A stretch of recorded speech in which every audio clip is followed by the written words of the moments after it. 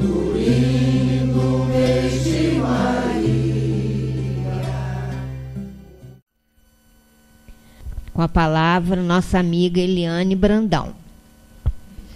Bom, boa noite a todos. Eu tenho muita dificuldade falando nesse microfone, mas vamos lá. Quando a Lurimar, que nós trabalhamos juntas no GAPEB durante uma ocasião, e nos afastamos depois. Não nos afastamos afastamos em termos de distâncias, né? Permaneci morando lá onde eu moro, Lurimar por aqui, e quando a Lurimar me telefonou, eu fiquei muito satisfeita de vir aqui à casa de Eurípides para fazer esse estudo. Ao mesmo tempo, fiquei muito preocupada, porque é uma responsabilidade muito grande trazer qualquer informação que seja da nossa doutrina, dessa doutrina bendita que é a doutrina espírita.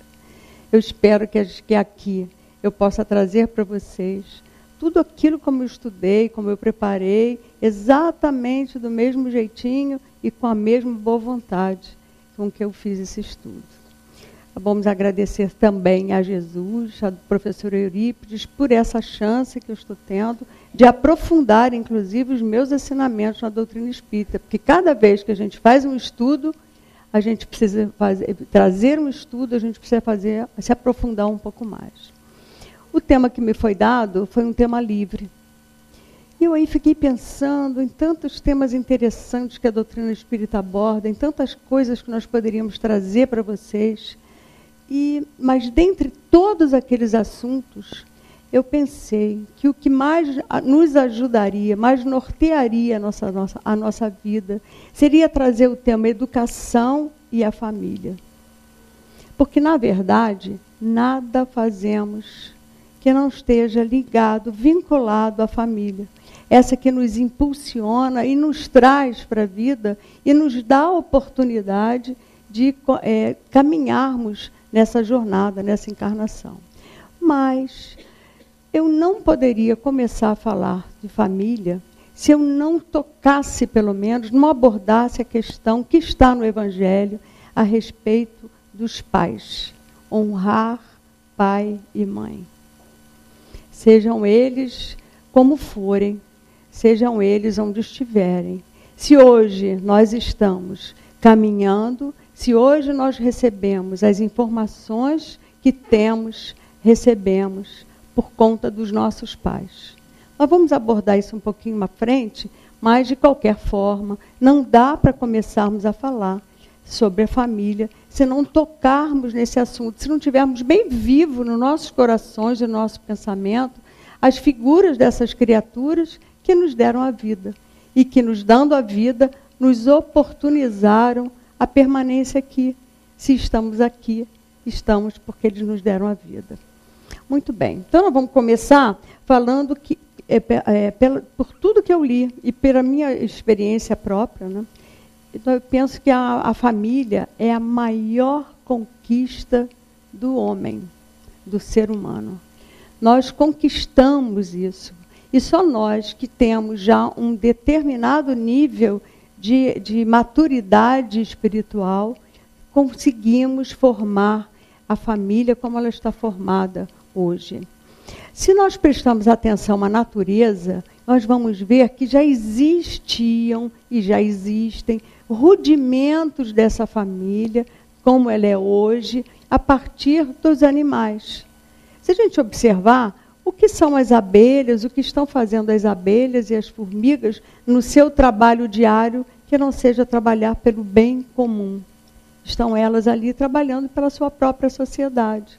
As manadas de elefante caminhando pelas savanas estão ali em busca do seu próprio alimento, em busca da sobrevivência, portanto, e cuidando dos seus filhotes.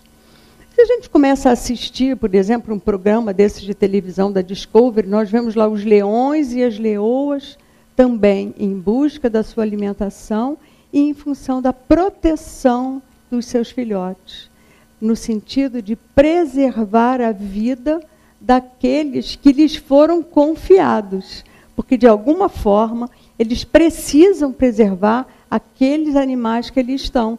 Então, é uma coisa instintiva. ainda eles não têm o discernimento de que precisam cuidar daqueles animais, daquelas criaturas que estão ali. Mas é um instinto que lhes fala que eles precisam amparar aqueles animais, os seus filhotes e a sua própria vida, para a preservação daquela espécie. E por aí a gente vai levantando todos os animaizinhos. Essa semana, inclusive, eu recebi um WhatsApp porque eu fiquei encantada com a macaquinha cuidando do seu filhote, não sei se vocês já viram isso, e ela beijava aquele filhote, com muito carinho em relação ao seu filhotinho. E aí a gente pode, inclusive, voltar com esse rudimento de família que é formado aí entre os animais e pensar no nosso início, no início da civilização humana. Qual era o nosso papel naquele momento? Era exatamente preservar a espécie. Estava começando um rudimento familiar naquele momento, em que nós nos preocupávamos em dar condições àquelas crianças que tinham chegado até nós, mas também com esta preocupação, a preservação da espécie, né? E ali, naquele momento, a gente precisava saciar a fome dos nossos filhotes, né? Cuidar para que eles se mantivessem vivos e dando, de alguma maneira, condições da vida continuar, das suas necessidades básicas, em relação às suas necessidades básicas, principalmente. Dizem que até as plantinhas, se elas forem colocadas juntinhas uma das outras, elas reagem melhor. Elas ficam mais bonitas, elas ficam mais viçosas se colocadas uns ao lado das outras. Aliás, a gente teve até essa experiência lá em casa. Nós ganhamos lá, temos um bonsaizinho, e de repente o bonsai começou a ficar feinho. Eu disse, está faltando alguma coisa para esse bonsai. Aí, e ela ficava sozinha ali, na nossa varanda, que é pequenininha, ficava ali. Aí eu disse, vou comprar outro bonsai, para fazer companhia para ela. E ela estava feiosa mesmo. Aí eu regava a plantinha e conversava com ela, e dizia, olha, eu vou trazer uma amiga para você, você não vai ficar sozinha. E aí eu comprei mais um bonsaizinho e ficou lá. Elas estão lindas. Elas estão lindas. Né? Eu botei elas tudo diferente. Aí agora eu já resolvi um pouquinho diferente. Já que nós moramos num apartamento pequeno, com uma varandinha pequena, aí eu fiz um jardim num pedacinho da varanda, mas esse jardim, que é o jardim encantado dessa vovó aqui, é um jardim de plantas artificiais. Pronto, acabou o problema. Estão sempre lindas as plantinhas, mas de qualquer forma, mesmo sendo elas artificiais, eu vou lá, namoro aquelas plantinhas tão bonitinhas, enfeitando ali o meu jardim, que é um jardim sem terra. É um jardim de plantinhas que não são artificiais, mas estão lá lindas. Bom, com tudo isso, eu quero dizer para vocês que nós somos seres que precisamos dos outros para sobreviver. Nós temos essa necessidade. Não é só a necessidade da companhia, mas é essa necessidade do aconchego, essa necessidade de a gente ter com quem trocar, essa necessidade que a gente tem com quem falar, com quem estar junto. Então, é uma necessidade nossa. E é interessante, porque às vezes a gente não percebe que o outro acaba fazendo parte da nossa vida. Eu estava escutando uma palestra, eu não sei se foi a do Haroldo Dutra ou uma outra pessoa, que ele dizia o seguinte, que um rapaz, é parte de um filme do Woody Allen, eu acho que foi do Haroldo Dutra, e ele dizia o seguinte, que a irmã dele estava ficando, isso uma criatura conversando com a outra, totalmente alucinada, louca de pedra. Aí a pessoa que conversava com ele disse assim, mas o que ela está fazendo? Bom, ela agora cismou que ela é uma galinha. Aí tem que interná-la. Aí o outro rapaz disse assim, não, porque eu preciso dos ovos dela. Quer dizer, aquela loucura daquela criatura alimentava seu coração de alguma forma. Então, essa troca, nós temos necessidade dessa troca. Essa troca ela é tão importante que, em determinado momento, criou-se a figura de Adão, né? Está na Bíblia. E, imediatamente, Deus arranja uma companheira para Adão. Como Adão ia ficar sozinho? Era preciso que ele tivesse a sua companheira. Isso está no nosso imaginário, o imaginário do homem. Nós não podemos, o homem que eu digo do ser humano, nós não vivemos sem esse complemento do outro. Né? E aí, eu até há pouco tempo também assisti uma palestra de um pastor evangélico aí muito engraçado, que ele faz até piada com essa história, né? Que o homem não saberia o problema que estava arrumando para ele na hora que Deus criou a sua companheira e lhe trouxe, né, de volta. Mas, de qualquer forma, eu estou colocando isso de uma forma engraçada, porque ele fala de uma forma engraçada, para a gente lembrar da importância do outro. Com o nosso desenvolvimento espiritual, nós fomos tendo outras necessidades. Primeiro, a necessidade era suprir as nossas ansiedades básicas. Precisávamos comer, precisávamos dormir, precisávamos procriar. Satisfeita essa necessidade básica, nosso espírito foi evoluindo, e com isso nós percebemos que haviam outras necessidades que nós precisávamos trazer para nós. Precisávamos trazer para o seio da nossa família. Precisávamos envolver aquelas pessoas que estavam sob a nossa tutela com outras observações, com outras necessidades mesmo. E aí, estou olhando aqui porque às vezes eu me perco, né? Nós aprendemos a amar e com esse sentimento a gente traz essa questão para os nossos filhos. De tamanha importância é a família, que ela é considerada por nós como o segundo santuário do nosso espírito, da nossa alma. Porque o primeiro seria o nosso corpo físico. O nosso corpo físico é considerado o primeiro santuário da nossa alma. Um santuário, ele guarda o quê? Uma relíquia.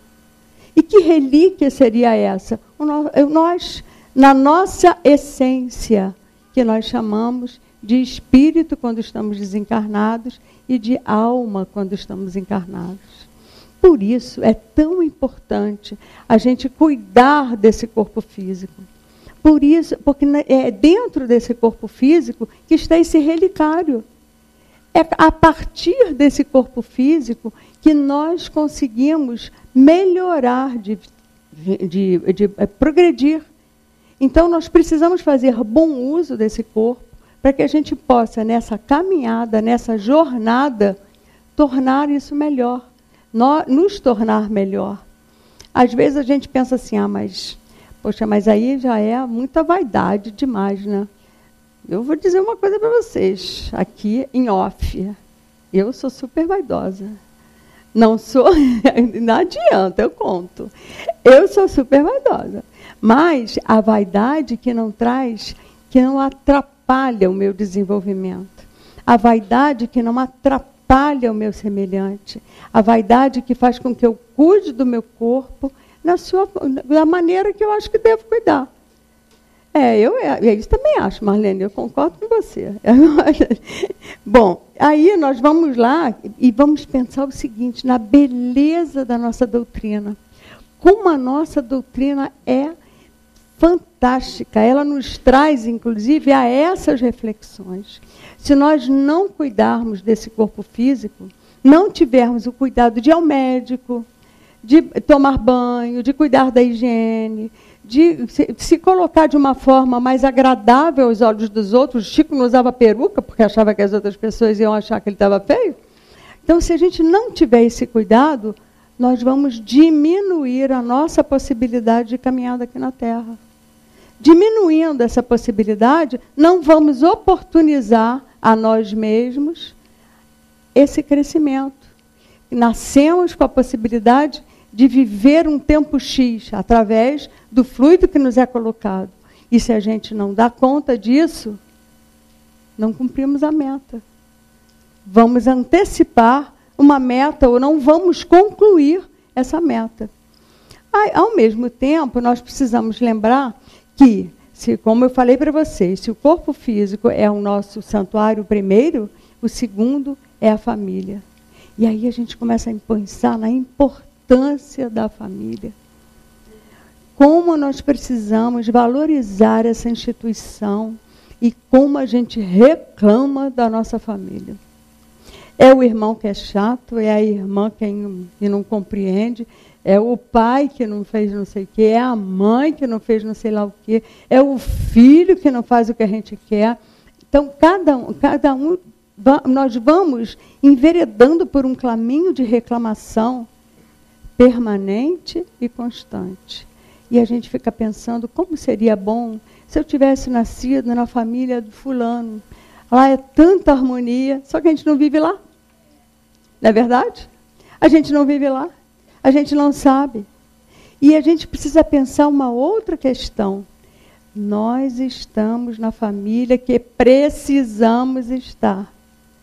E o que seria a família ideal? Não faço a menor ideia.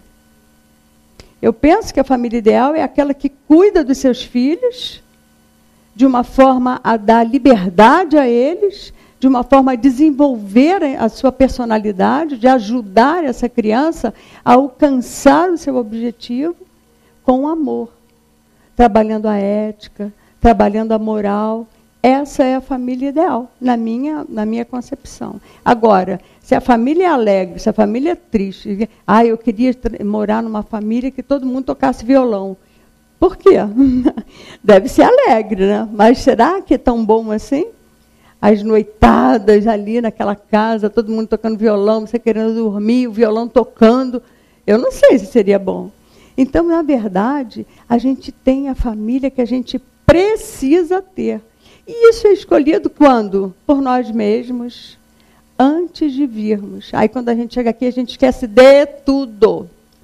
E aí passa a reclamar de todo mundo. Né? Às vezes, eu mesma faço por determinadas situações, eu fico pensando, bom, mas se eu não tivesse esse pai assim, talvez eu hoje não estivesse estudando a doutrina espírita. Ai, e o meu casamento, o primeiro casamento, que coisa complicada, graças a Deus. Porque se eu não tivesse aquele primeiro casamento tão complicado, será que eu estaria aqui? Será que naquele momento eu não estava resgatando dificuldades e dívidas do passado? Então é preciso que a gente tenha esse olhar. E a doutrina espírita ela vai nos ajudando a caminhar nesse sentido, para que a gente possa perceber essas dificuldades que nós temos e como é que nós vamos trabalhar. Agora, a família, segundo o Haroldo Dutra, aí eu vou tornar a falar no Honrar Pai e Mãe, ele fala da importância desse pai e dessa mãe. Não importa se eles erraram. Segundo ele, nós sempre seremos devedores dos nossos pais. Porque se não fosse eles, nós não estaríamos aqui e não estaríamos tendo essa possibilidade de crescimento. Então, que a gente não esqueça disso. Né? Porque a gente reclama tanto do pai, reclama tanto da mãe, e com certeza eles fizeram o melhor que eles sabiam fazer. O melhor. Eles não sabiam fazer diferente. Mas naquela época batia muito. Mas era assim que se educava. Há pouco tempo eu faço trabalho de apoio escolar numa instituição lá no Recreio, onde a gente mora, e levei um texto para as crianças lerem, o texto chamava O Baú da Vovó. São crianças pequenas, né, de 8 anos. E dentro desse baú da vovó que ela guardava, tinha uma palmatória. As crianças ficaram horrorizadas. Primeiro que não sabiam o que era aquilo. Né, o palmatória, que é isso, tia? Aí eu expliquei a eles o que era. Eles ficaram horrorizados. Como podia uma professora pegar um... Aí eu mostrei como era redondo, com cabo, e batia na mão da criança mesmo, e se ela não respondesse adequadamente, se fosse levada, se não fizesse o trabalho na hora que tivesse que fazer. Então, era a forma de educar. E muitas vezes a gente nem... Eu fui uma garota muito mal criada, confesso, aqui. Ainda bem que ninguém está nos ouvindo, né? Eu confesso. Eu, uma vez, levei um tapa da minha mãe na boca, porque eu respondi à minha mãe. Será que se eu não tivesse levado o tal do tapa, eu não ia ser muito pior? A criança precisa de limite. O limite é sinônimo de amor. Não precisa ser com tapa na boca, nem com a palmatória, mas era a forma como eles entendiam que deviam educar os seus filhos. Eu conheço a história de um garoto que levou uma palmatória na mão, a mão ficou toda machucada, e a mãe, no dia seguinte, disse para ele, agora você vai lá para a sua professora e vai dar de presente para ela esse queijo. E o garoto foi lá, pediu desculpas e entregou o queijo. Então, era a forma que os pais... Mas o que ficou de lição para ele? Não fazia o errado. Ainda tinha o milho. Você é sortuda, porque você já não pegou essa história, ainda tinha o milho. Errou, ajoelha no milho. Então, era a forma que os pais tinham de educar os seus filhos. Aí a coisa foi evoluindo. Sabe o que aconteceu? A teoria da curvatura da vara, sabe o que é isso? A vara está presa aqui, ó. Ninguém pode fazer nada. É tapa para cá, tapa para lá, é surra, não sei o quê. Liberou tudo, liberou geral. E agora ninguém pode reprimir ninguém. E aí começam umas distorções dentro da educação. A gente não precisa ser tão severo, mas a gente não pode não dar limite aos filhos. Nós precisamos dar limite aos filhos. Mas podemos fazer isso através de uma conversa. Podemos sentar com a criança e conversar com ela e orientar e dizer, meu filho, você não pode fazer isso, nem deve. Analisar aquele comportamento com a criança.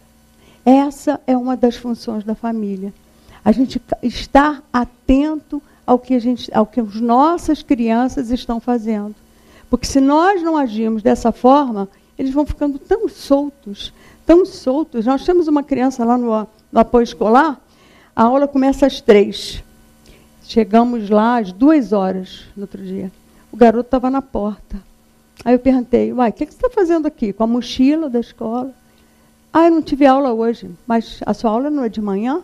Eu não tinha o que fazer, fiquei aqui na porta. Então, é uma criança que está solta e abandonada, fácil presa para quem quiser. Então, é preciso que nós estejamos, essa é a nossa função. Essa é a nossa função de pais, E a gente não pode esquecer uma coisa muito interessante também, que quando a gente recebe os nossos filhos, nós recebemos espíritos.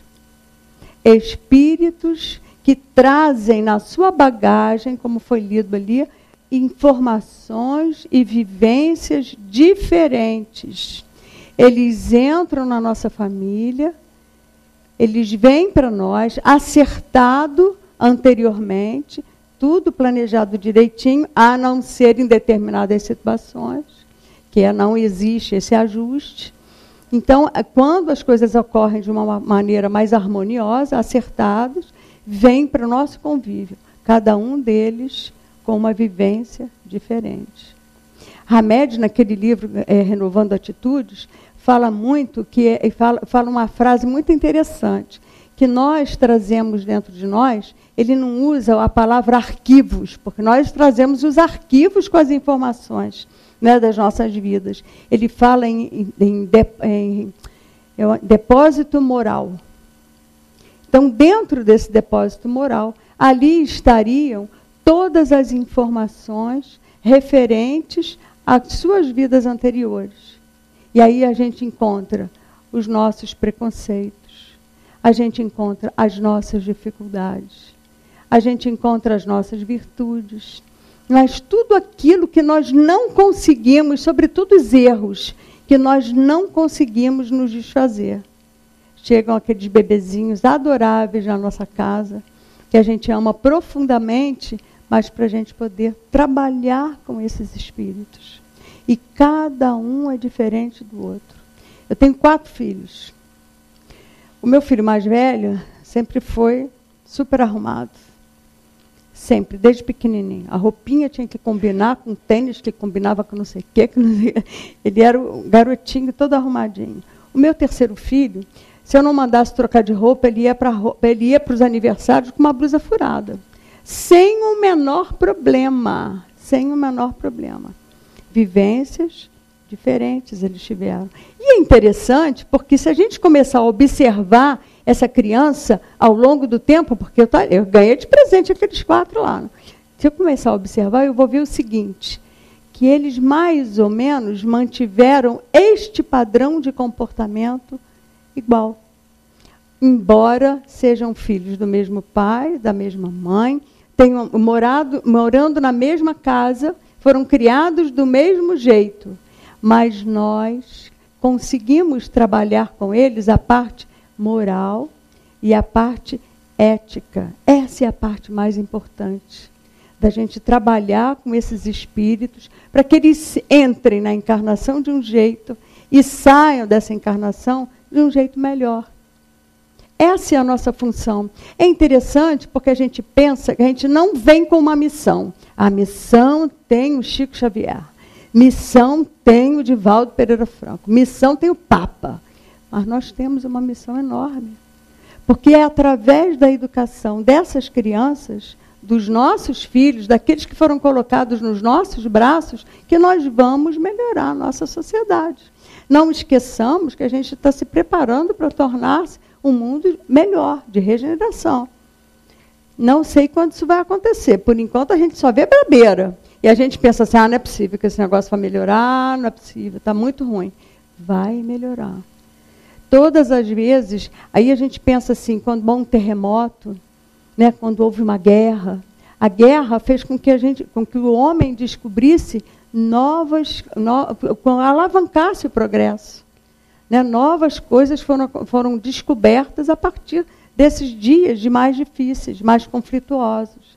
Então, mais vezes, é a lei da destruição e a lei da renovação. Tudo vai mudar e as coisas vão ser melhoradas.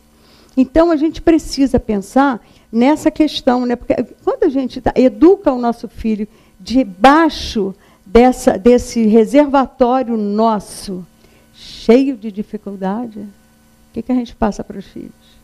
As mesmas dificuldades. Mas é interessante que a gente não se dá conta disso. A gente não se dá conta disso. A gente não percebe que o processo educacional ele é tão complexo porque ele começa com a minha educação. Eu preciso observar quem eu sou, o que eu estou fazendo, como eu estou fazendo, para que eu possa educar o meu filho e ele se tornar uma pessoa melhor que eu. Porque já não basta ser igual. Ele tem que ser melhor. Mas a gente não tem curso de mãe, nem de pai. Então a gente não se dá conta disso. Que para você poder educar bem, você precisa primeiro refletir sobre as suas dificuldades, sobre os seus erros. E aí é muito difícil, porque admitir um erro é difícil. A gente nunca erra. A gente erra porque o pai da gente fez isso, a gente erra porque o companheiro fez aquilo, a gente brigou no trânsito porque o cara já, afinal de contas, me fechou. Então, a gente tem sempre uma desculpa para amenizar o nosso coração. Ai, o coração fica calmo, graças a Deus, eu não tenho culpa. Então, a gente esse seria o ponto básico. Primeiro, educar-se. E como é que a gente educa? Senta nos bancos escolares e educa? Claro que não. A gente a toda hora fala na Casa Espírita sobre são 2 palavrinhas importantíssimas e que a gente deixa sempre relegado para segundo plano. O que é? Quem lembra? Modificação, reforma íntima. Exatamente. É só através dessa reforma íntima. É claro que a gente não vai conseguir fazer a reforma íntima assim. Mas a gente vai observando. E sabe o que é muito legal? É que se a gente erra com os filhos, erra menos com os netos. É a chance que a gente tem de errar menos. É como se a gente estivesse amenizando um pouco. Caramba, fui tão rígida. Por que eu tive que ser tão rígida com esse filho, com aquele filho, com a menina, ou com o menino, sei lá o quê? Eu não precisava ser tão rígida assim. Então, a gente tem essa segunda chance. quando vêm os netos, e quando a gente conversa com o filho ou com a filha, meu filho, você não precisa fazer assim. Observa, veja, olha o comportamento dele, não precisa ser tão rígido. A gente, às vezes, percebe que algumas famílias têm pessoas que são realmente muito difíceis. É aquele pai que é brigão, é aquela mãe que é desleixada, é aquele outro que é um déspota, que quer decidir tudo. Eu conheci um senhor que na casa dele, as filhas, 6 filhos, todas as filhas tinham que ser professoras. E todos os filhos tinham que ser funcionários do Banco do Brasil. Isso naquela ocasião, porque o Banco do Brasil era o melhor emprego do mundo na cabeça dele. E a mulher tinha que ser professora primária, porque ela sairia com seus filhinhos para a escola, voltaria com seus filhinhos para casa e viveria num mundo cor-de-rosa. Só que a vida não é assim. A vida não é assim. Então, a gente precisa prestar atenção também nessa questão. E os preconceitos que a gente carrega e que a gente vai passando para os filhos? Não, esse daí você não pode namorar. Por que não pode namorar? Não pode namorar porque não pode. Não fala, mas sente. Não pode porque não pode. Então, é preciso que esse processo de educação, ele é um processo complexo, mas que a gente precisa estar atento a ele. Existe ainda aquela coisa do exemplo. A gente educa pelo exemplo. Aí meu pai fumava a beça e dizia para nós, quem eu pegar fumando vai engolir o cigarro. Resultado, todos os meus irmãos fumam, menos eu. Então, era a forma que ele tinha de educar. Ele estava errado? Dá para a gente ficar com raiva? Não dá. Era assim que se fazia. Para o pai, ele já era um homem, afinal de contas, já era ele quem determinava. O dinheiro saía dali. Então, era ele quem determinava. Então, é preciso que a gente tenha esse cuidado, observar essas questões na hora que a gente educa o filho. Não pode falar mentira. Mas você falou mentira. Mas eu vi você conversando com a dona fulana ali. Mãe, você falou mentira. Cala a boca, menino. Mas não pode falar mentira. Então, esses pequenos detalhes que todos nós cometemos, esses pequenos erros que todos nós cometemos, a gente precisa estar mais atento. Gente, deixa eu dar um gole nisso daqui. E aí, a gente vai sair um pouquinho dessa educação da ética e da moral e vai falar um pouquinho da educação formal. A educação formal, ela é dada nos bancos escolares. Agora, como é que a gente escolhe a escola dos nossos filhos? Se a gente vai para uma escola privada, a gente vai escolher a partir da necessidade, do que a gente pensa, né, o que eu gostaria para o meu filho. Ele ainda não tem condições, ele está lá com 5 anos, 6 anos, ainda não tem condições de escolher coisa alguma. Quem vai escolher somos nós. Então, o que eu quero? Eu quero uma escola dominadora, disciplinadora, eu quero uma escola mais ligada a artes, eu quero uma escola mais... E aí a gente vai fazendo as nossas escolhas. Primeira coisa que eu fiz, quando meus filhos entraram para a escola, foi ver as escolas. Depois eu fui ver as dificuldades e as necessidades desses filhos.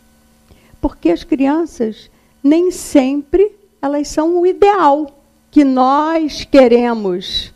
Nós estabelecemos um padrão aqui em cima para os filhos, nem aqui, é aqui para os nossos filhos. E achamos que eles... Eu achava que meu filho era superdotado, meu mais velho.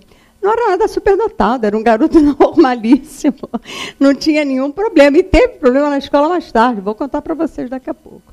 Aí eu escolhi a escola das crianças.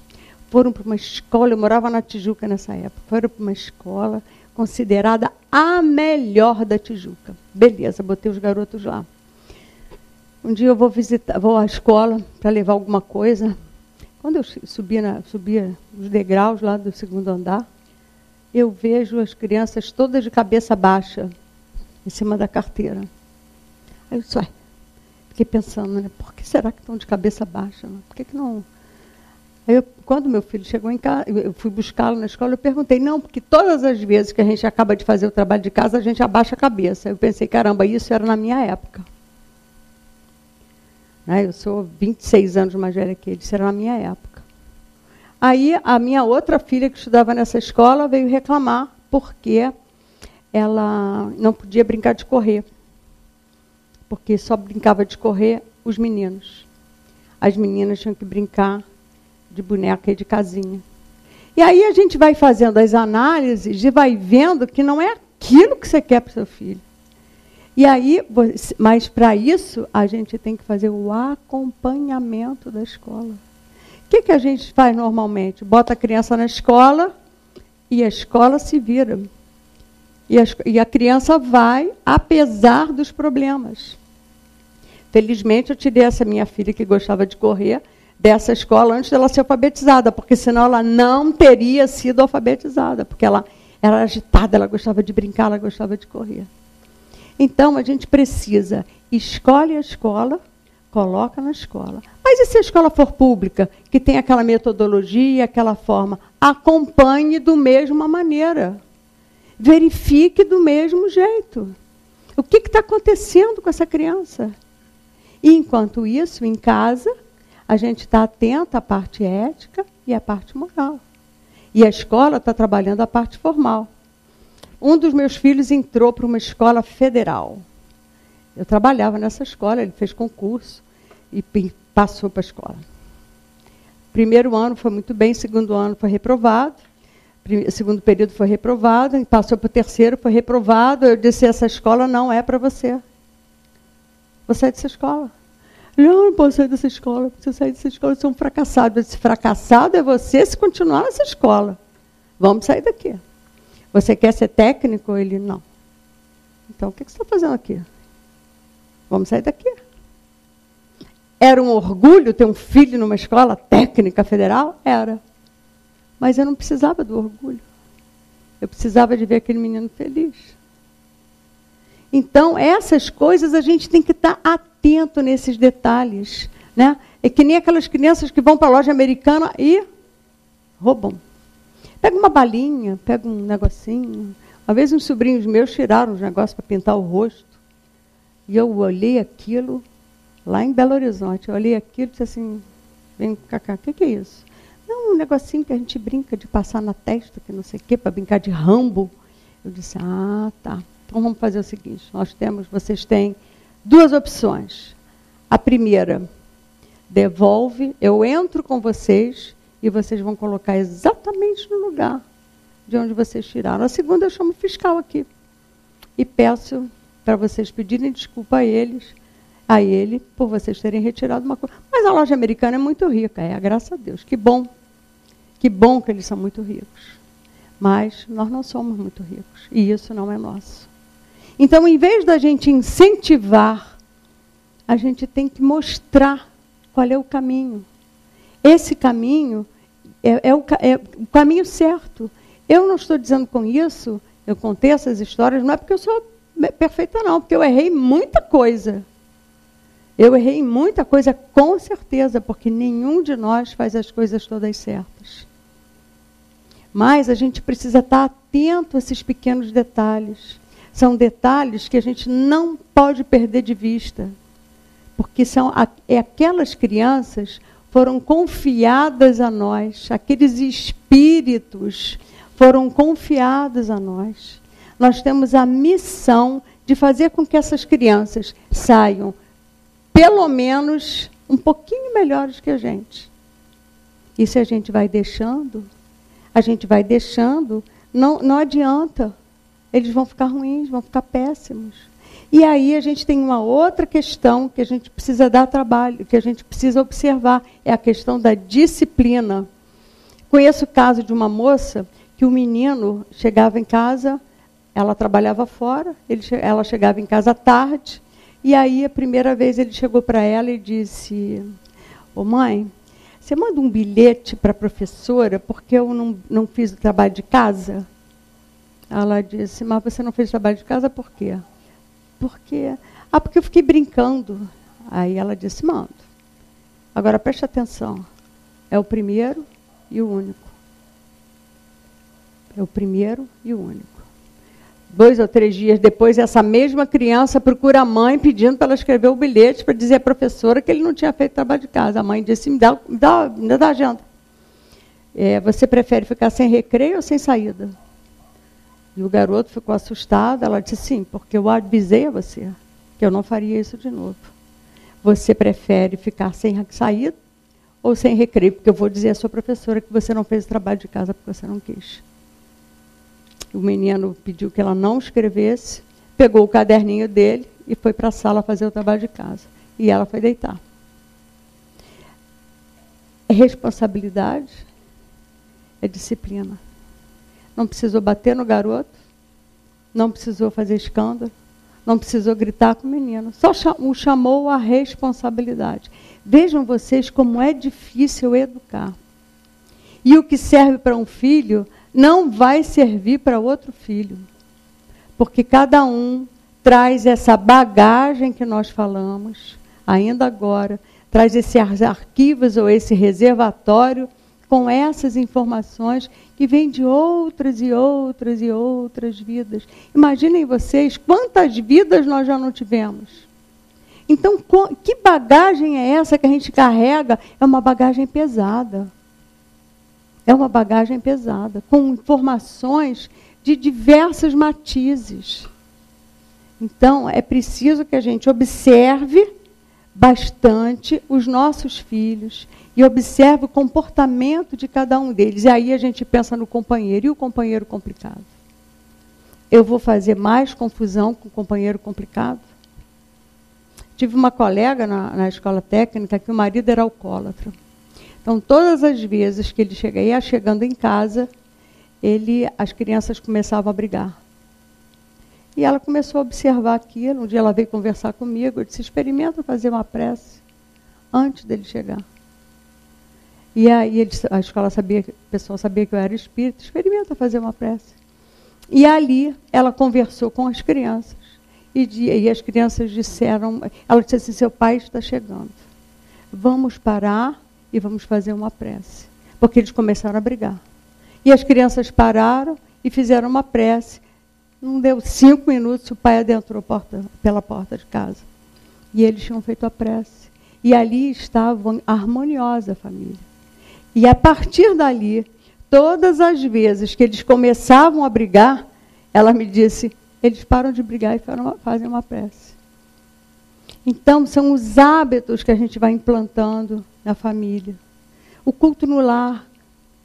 Como o culto no lar é importante. Porque além da gente trazer para junto de nós espíritos amigos e protetores, deixando a nossa casa em paz, nós vamos tendo a oportunidade de conversar com os nossos filhos sobre os ensinamentos de Jesus. Jesus não é o mestre?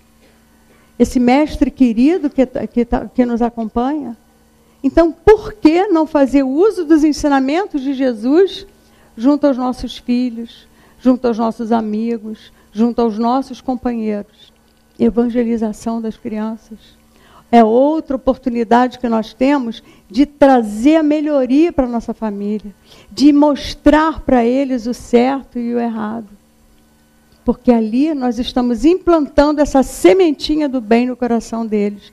Aí a gente que diz assim, não, mas eles têm que ter direito à escolha. E o livre-arbítrio? Tem que ter direito à escolha. Tem mesmo. Na época em que eles forem capazes de fazer a escolha. Enquanto forem pequenos, adolescentes, não tem ainda esse discernimento. Pode ser até que nenhum deles se torne espíritas. Não tem problema. O problema é a gente ter deixado aqui dentro, nos seus corações, no seu comportamento, essa questão do respeito ao próximo, do amor ao próximo, da responsabilidade que é minha e que eu não posso passar para mais ninguém. Nós não temos que discutir se o outro está errado, se o meu pai estava errado, se o marido estava errado, se o filho estava errado. Eu preciso saber se eu estou fazendo certo. Não nos cabe julgar ninguém. A única pessoa que cabe julgamento para nós, somos nós mesmos. E ontem a gente ainda estava discutindo isso anteontem, discutindo isso lá fora, lá embaixo. Não é para a gente pensar que o fulano está errado, a situação está errada. Então a gente precisa preparar os nossos filhos e a nós mesmos para enfrentarmos determinadas situações. Agora, atenção, não adianta vir para cá, conversar com isso e a gente bater esse papo, sair daqui e dar um clique, desliga, acabou, você... já foi. Foi lá na Casa Espírita, teve uma palestra, falou sobre educação, falamos um negócio lá, pronto, acabou, desliga. Não pode. Se faz sentido, vamos analisar. Se faz sentido, vamos mudar. E não adianta também, a gente fala, entra no Facebook e começa a reclamar de todo mundo, fala mal do político, fala mal disso, fala mal daquilo. Vamos tentar, porque a mudança começa em mim. Lembram da música? A paz do mundo começa em mim? É assim. É assim que nós vamos trazer e modificar e fazer do nosso mundo um mundo melhor. E nós, que temos hoje a função de pais e de avós, de tios, que estamos em contato com as crianças, que tenhamos essa percepção, que tenhamos esse cuidado com as nossas crianças, para ajudar para que elas sejam criaturas, espíritos melhores. Bom, deu a nossa hora. Que a paz de Jesus esteja no coração de todos nós.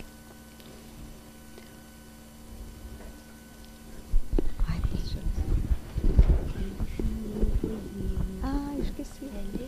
Dá tempo? Então vou ler. Eu trouxe, a Lurimar me lembrou que eu esqueci de ler uma coisa aqui para vocês. Eu falei, porque eu sou muito falante. Eu acho que é um mal de professora, né? Fui professora a vida toda. Eu trouxe uma poesia que essa aqui é a Casa dos Poetas, né? O Gilson e o Gilberto adoram poesia, né? E eu trabalhei com as crianças lá do apoio escolar uma poesia muito interessante sobre família.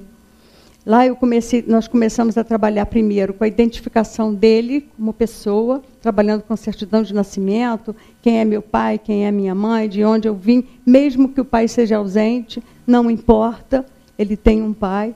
E depois nós passamos a trabalhar a família. E essa poesia eu achei muito interessante. Eu vou ler para vocês, eu tinha lido pela Lurimar. Família, todos temos. Dela viemos, nela nascemos, então crescemos.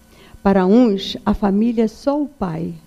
Para outros, só a mãe. Muitos têm só o avô. Mas a família é sinônimo de amor. Tem família que é completa, repleta, discreta, seleta, aberta. Outra é engraçada, atiçada, afinada, engrenada, esforçada, empenhada. Mas tem família complicada, indelicada, desajustada, desacertada, debilitada. Família é assim. Lá não temos capa, nada nos escapa. Máscaras, como usar? Não dá para enganar. Às vezes queremos fingir, mas isso é apenas mentir. E é lá dentro de casa que surge, cresce, aparece o lobo voraz, o urso mordaz, elefantes ferozes com tromba e tudo. Leões velozes com unhas e dentes inclementes. Família é lugar onde convivem os diferentes. Um é risonho, outro é tristonho. Um é exibido, o outro inibido. Um é calado, o outro exagerado. Um é cabeludo, o outro textudo. Um é penteado, outro descabelado. Família é assim, nunca é possível contentar, pois há grandes diferenças, haverá desavenças, como a todos agradar.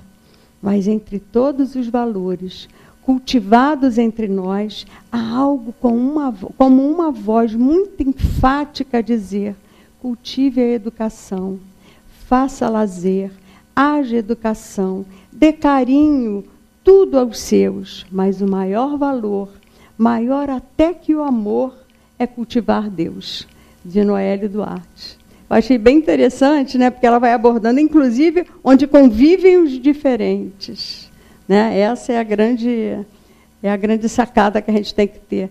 que um é diferente do outro. E tenho uma certeza que nossos filhos vão sair dessa encarnação, assim como nós, totalmente diferentes, 2 irmãos, e deles mesmos do que entraram.